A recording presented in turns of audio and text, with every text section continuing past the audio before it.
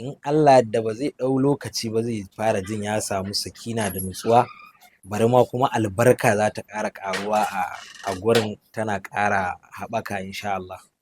Alhamdulillah wassalatu wassalamu ala rasulillah wa alihi wa sahbihi wa man wala wa ma tawfiqi illa billah. Baya haka assalamu alaikum wa rahmatullahi ta'ala wa barakatuh.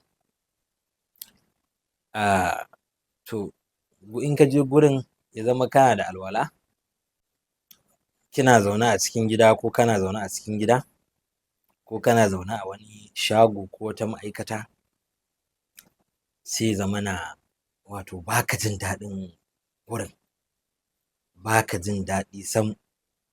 In ka tashi dosan tafiya gurin ka dinga jin wata damuwa tana tunkaro maka, ko wajen wani aiki ne ko wajen wata sana'a ne, ko kuma a'a ke gidan mijinki ne, zaki dinga jin kullum baƙin ciki da damuwa da ɓacin rai, ko kai kanka ɗin gidanka ne kuma in ka tunkaro shi kana jin ba daɗi, gabanka yana faɗuwa baka so, da duk wani guri dai da wani zama yake kai ka, wanda yake zama na aiki ko zama na rayuwa yake kai ka.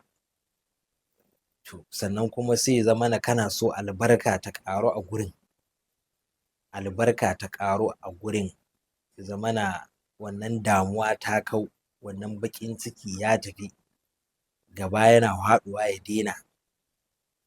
To insha Allah mutum sai ya ɗau wannan aikin ya dinga yi a gurin kullum. A gurin kullum, in Allah yadda ba zai ɗau lokaci ba zai fara jin ya samu sakina da nutsuwa, bari ma kuma albarka za ta ƙara ƙaruwa a gurin, tana ƙara haɓaka insha Allah. Alhamdulillah wassalatu wassalamu ala rasulillah wa alihi wa sahbihi wa man wala wa ma tawfiqi illa billah. Baya haka assalamu alaikum wa rahmatullahi ta'ala wa barakatuh.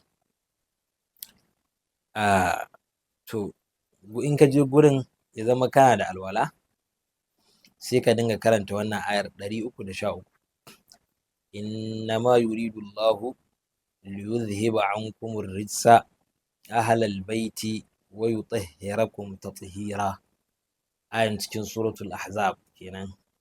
Innama yuridullahu liyudhhiba ankumur rijsa ahlal baiti wa yutahhirakum tathira.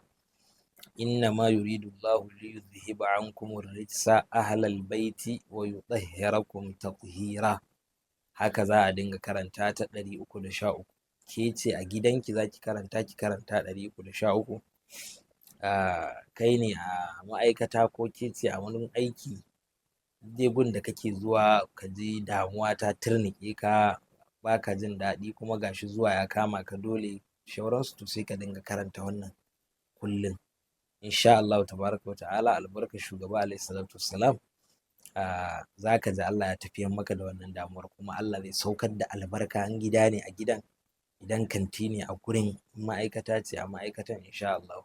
Idan kuma ba albarka ko Allah bai shirto, sai a ce Allah ya maka sanyi, sai Allah ya muku musanyi. In gidan ne ya baku wani, idan ma'aikatar ce sai a canja maka wata wadda tafi wannan insha Allah. Allah ya datar da mu. Ma'assalam.